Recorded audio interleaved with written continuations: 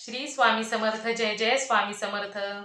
अनंत कोटी ब्रह्मांड नायक राजाधिराज योगीराज अक्कलकोट निवासी सद्गुरु श्री स्वामी समर्थ महाराज की जय. कशा आहात सर्व स्वामी भक्तांनो?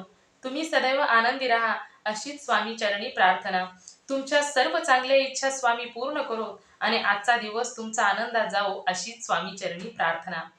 तुम्हा सर्वांचं खूप खूप मनापासून स्वागत आहे माझ्या चॅनलमध्ये. एकदा माता पार्वती सृष्टीचं भ्रमण करीत असताना तिने पाहिलं की 3 सख्या मैत्रिणी होत्या. त्यातील दोघींना विधवाचं जीवन म्हणजेच खूप दुःखी जीवन जगावं लागत होतं आणि त्यातील एकच अशी होती की तिला सुखी जीवन जगत होती.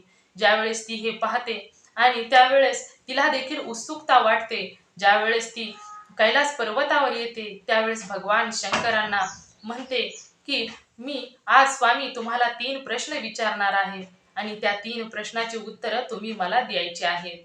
त्यावेळेस भगवान शंकर माता पार्वतीला म्हणतात की विचार, तुला कोणते 3 प्रश्न विचारायचे आहेत. त्यावेळेस माता पार्वती म्हणते की या सृष्टीमध्ये अशी कोणत्या स्त्रिया आहेत ज्या स्त्रियांना विधवा जीवन जगावं लागतं. हा पहिला प्रश्न. दुसरा प्रश्न असा आहे की कोणत्या स्त्रीला संसारी जीवनामध्ये खूप दुःख सहन करावं लागतं. आणि तिसरा प्रश्न असा आहे की स्त्री ही कोणती वस्तू अशी आहे की आपल्या पतीने कितीही मागितली तरीही ती देत नाही. त्यावेळेस भगवान शंकर म्हणतात की मी तुला एक कथा सांगतो आणि त्या कथेमध्ये ती कथा तू संपूर्ण ऐक. जर ती कथा तू अर्धी ऐकली तर तुला या 3ही प्रश्नांची उत्तरं मिळणार नाहीत. त्यासाठी तुला ही संपूर्ण कथा ऐकावी लागेल. त्यावेळेस माता पार्वती म्हणते की ठीक आहे, भगवान शंकरांना सांगते की मी संपूर्ण कथा तुमची ऐकते. त्यावेळेस भगवान शंकर कथेला सुरुवात करतात की एक राजा होता. त्या राजाच्या हाताखाली एक नोकर राहत होता. त्या नोकराला आपल्या पत्नीवर खूप गर्व होता. तो त्याची पत्नी ही खूप पतिव्रता आहे असा त्या प्रत्येक वेळी प्रत्येकाला सांगत असे. जिथे जाईल तिथे तो आपल्या पत्नीचे गुणगान गात होता.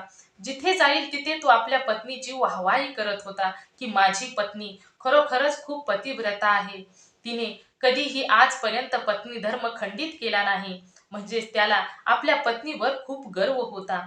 आपली पत्नी विषयी तो कधीही एखादं नाव काढलं तर तो इतका नावजत होता आपल्या पत्नीला की कधी त्याला आपल्या पत्नीविषयी बोलताना कंटाळाच येत नव्हता. जिथे जाईल तिथे आपल्या पत्नीचे तो नोकर गुणगान गात होता. असं करत करत जिथे जाईल तिथे त्याने गुणगान चालू केलं होतं. असे करत करत त्या नोकराच्या पत्नीचं एका गावातून दुसऱ्या गावात, दुसऱ्या गावातून तिसऱ्या गावामध्ये ख्याती वाढत गेली. म्हणजे सर्वांना माहीत झालं होतं की या नोकराची पत्नी ही खूप पतिव्रता आहे. असं करत करत एके दिवशी राजाच्या समोर तो नोकर बोलत असतो आणि बोलता बोलता त्याच्या तोंडून शब्द जातात की माझी पत्नी ही पतिव्रता आहे आणि ती कधीही पत्नी धर्म खंडित करणार नाही एवढा त्याला विश्वास होता. आणि ज्यावेळेस राजाला तो सांगत असतो नोकर, त्यावेळेस तेथील मंत्री हे संपूर्ण नोकराचं बोलणं ऐकतो आणि तो तिथे येतो आणि म्हणतो की तुझी पत्नी खरोखरच खूप पतिव्रता आहे असा तुझा विश्वास आहे, पण मी हे मानत नाही. जर तो म्हणतो की हे शक्यच नाही, तुम्ही माना अगर नका मानू, परंतु माझी पत्नी ही पत्नी धर्म सदैव निभावते. म्हणजेच माझी पत्नी ही पतिव्रता आहे. हे ज्यावेळेस तो नोकर त्या मंत्र्याला समजून सांगत असतो त्यावेळेस तो नोकर हा तो मंत्री त्याला रागाने म्हणतो की जर मी तुझ्या पत्नीचा पत्नी धर्म खंडित केला तर तुला कोणती शिक्षा द्यावी लागेल. तर तो नोकर म्हणतो की जर माझ्या पत्नीने पत्नी धर्म खंडित केला तर मला फाशीची शिक्षा द्या. आणि ज्यावेळेस असा नोकर म्हणतो त्यावेळेस तो मंत्री म्हणतो की ठीक आहे, मी तुझ्या पत्नीचा पत्नी धर्म खंडित करतो. तर तुला अशी कोणती गोष्ट दाखवल्यानंतर तुला विश्वास बसेल की तुझी पत्नीचा पत्नी धर्म खंडित झाला आहे. त्यावेळेस तो नोकर म्हणतो की माझ्या लग्नामधील फेटा आणि कतार तिने आजपर्यंत कधीही कोणालाही दाखवली सुद्धा नाही. जर तू ती कतार आणि फेटा जर मला आणून दिला तर मी समजेन की तू माझ्या पत्नीचा पत्नी धर्म खंडित केला आहे. त्यावेळेस तो मंत्री तयार होतो.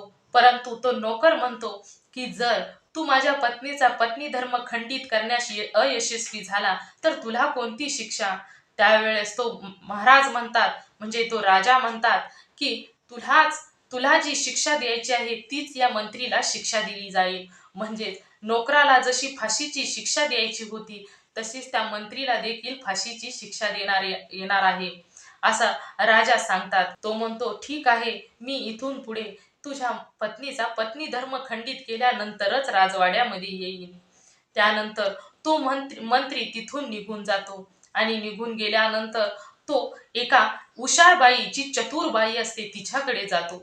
आणि ती बाई अशी एवढी चतुर असते, एवढी हुशार असते की आजपर्यंत तिने कोणतंही काम तिच्याकडून अयशस्वी झालेलं नसतं. अशा बाईकडे तो जातो. त्या बाईला सांगतो की तू जा, तिच्या घरी जा आणि त्या बाईला सांगतो की तू तिच्या घरी जाऊन तिला माझ्याविषयी काहीही सांग आणि तिला माझ्याकडे घेऊन ये. परंतु ती बाई कोणत्याही प्रकारे तयार होत नाही. ती म्हणते की नाही, मला पाप लागेल. ती बाई खरोखरच खूप पतिव्रत आहे आणि मी हे तुझे काम करू शकत नाही, मला माफ कर. त्यावेळेस तो मंत्री तिला सांगतो की तुला पाहिजे एवढे मी मुद्रा देईन, परंतु तू तिच्या घरातून तिची कतार, तिच्या लग्नामध्ये घेतलेली तिची कतार आणि तिच्या नवऱ्याचा फेटा घेऊन माझ्याकडे ये आणि त्याबरोबरच तिच्या शरीराची अशी एक खूण मला सांग की ती ती कोणालाही माहीत नाही.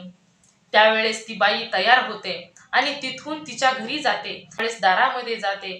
त्यावेळेस ती तेथे उभाच घरामध्येच असते आणि तिच्या घरी गेल्यानंतर तिला सांगते की बाई, मी तुझ्या नवऱ्याची आत्या आहे.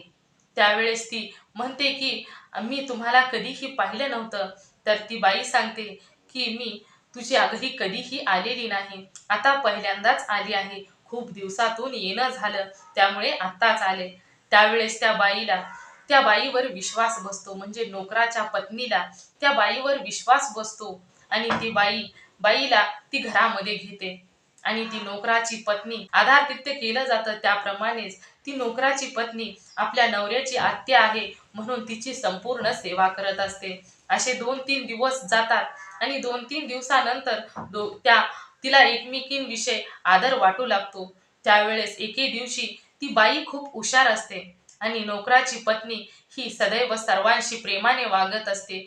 त्यामुळे एके दिवशी ती आंघोळ करत असताना तिची पाठ घासू लागते. त्यावेळेस ती नको नको म्हणते, परंतु ती म्हणते की तू माझ्या लेकीसारखी मला वाटतेस किंवा लेकीपेक्षाही जास्त मयाळू मला वाटतेस, मग मला घासू दे तुझी पाठ. मग असे करत करत ती त्या बाई नोकराच्या पत्नीची पाठ चोळू लागते आणि तोंड चोळता चोळता तोंडावर पाणी शिंपडते. त्यावेळेस तिचे डोळ्यामध्ये पाणी जातं आणि नोकराची पत्नी डोळे झाकते आणि तिने डोळे झाकलेले पाहून ती बाई त्याचा फायदा घेते आणि तिच्या गुप्त अंगावर एक तीळ असतो ते पाहते. आणि ज्यावेळेस आंघोळ केल्यानंतर ती नोकराची पत्नी स्वयंपाक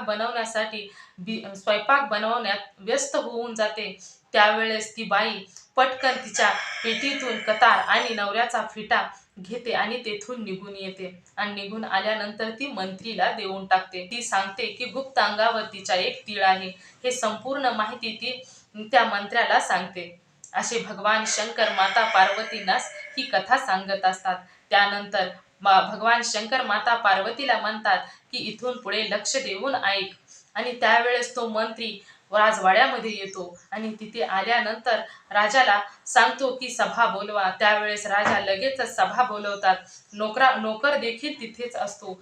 त्यावेळेस तो मंत्री राजाच्या समोर दाखवतो की ही पहा, या नोकराच्या लग्नातील कतार आणि फेटा. हे संपूर्ण तो राजाला देतो आणि राजाला दाखवतो, त्या नोकरालाही दाखवतो आणि त्याबरोबरच तो सांगतो की मी या नोकराच्या पत्नीचा पत्नी धर्म खंडित केलेला आहे आणि तिच्या गुप्त अंगावर तीळ आहे. हे ह्याचं निशाण आहे की मी या नोकराच्या पत्नीचा पत्नी धर्म खंडित केलेला आहे. ज्यावेळेस हे सांगतो त्यावेळेस नोकर देखील खूप आश्चर्यचकित होतो. त्यावेळेस राजा म्हणतो की या मंत्र्याने तुझ्या पत्नीचा पत्नी धर्म खंडित केलेला आहे, त्यामुळे आता तुला फाशीची शिक्षा दिली जाणार आहे. तर आणि त्या नोकराच्या फाशीची शिक्षेचा दिवस ठरतो, म्हणजेच 1 महिन्याने त्या नोकराला फाशीची शिक्षा दिली जाणार होती. तो राजा त्या नोकराला विचारतो की तुझी शेवटची इच्छा कोणती आहे.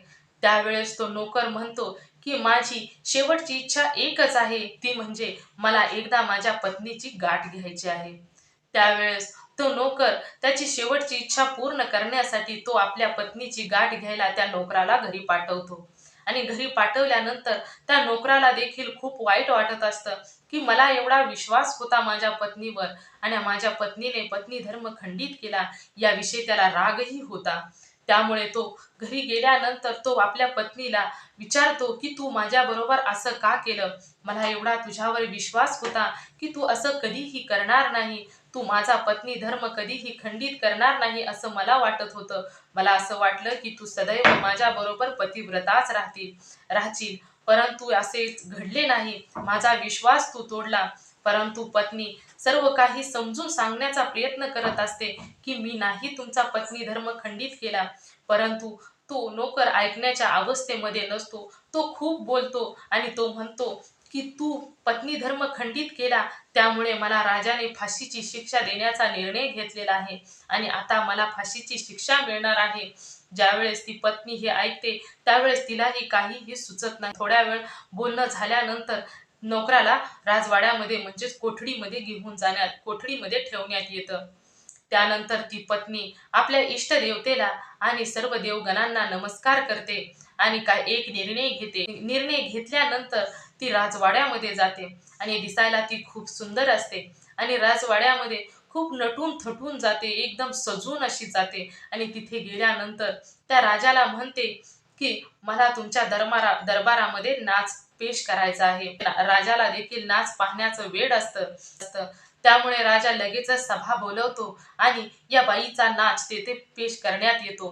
ती दिसायला देखील खूप सुंदर असते, त्यामुळे ती नृत्य देखील खूप छान करते आणि ज्यावेळेस ती नृत्य खूप सुंदर करते त्यावेळेस तो राजा संपूर्णपणे मोहित होतो आणि राजा तिला विचारतो की तुझा एवढा सुंदर नाच मी पाहिला, मला खूप आवडला. आता तुला जे काही मागायचं आहे ते तू माग.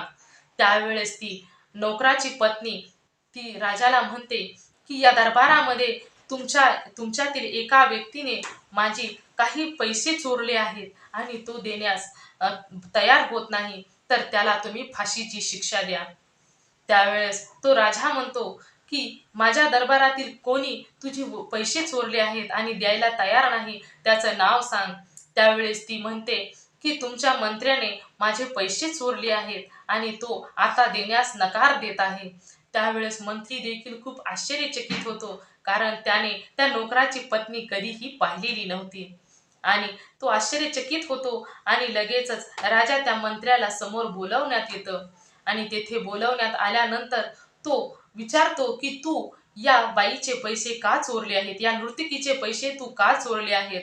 त्यावेळेस तो मंत्री म्हणतो की नाही नाही महाराज, मी या बाईला कधी पाहिलं देखील नाही आणि मी हिचे पैसे कशाला चोरू. मला साक्षात ही बाई कुठे राहते आणि ते देखील मला माहीत नाही आणि मी हिचे पैसे कसे चोरणार महाराज.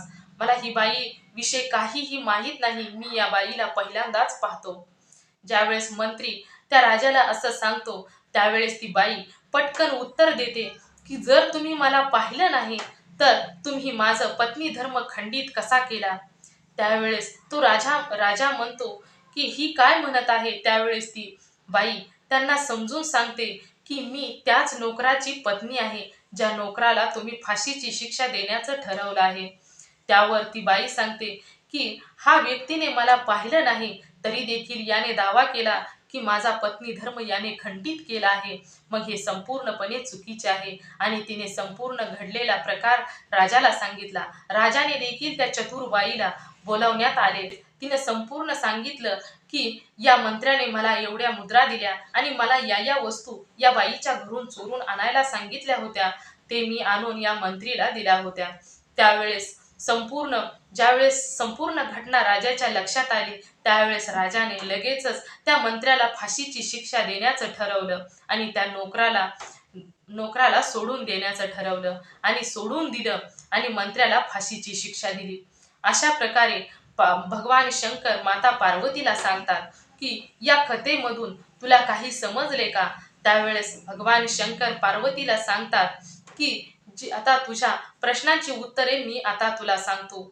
भगवान शंकर माता पार्वतीला म्हणतात की तुझ्या पहिल्या प्रश्नाचं उत्तर आहे. तर तुझा पहिला प्रश्न असा होता की अशा कोणत्या स्त्रिया आहेत ज्या स्त्रियांना विधवाचं दुःखी जीवन जगावं लागतं.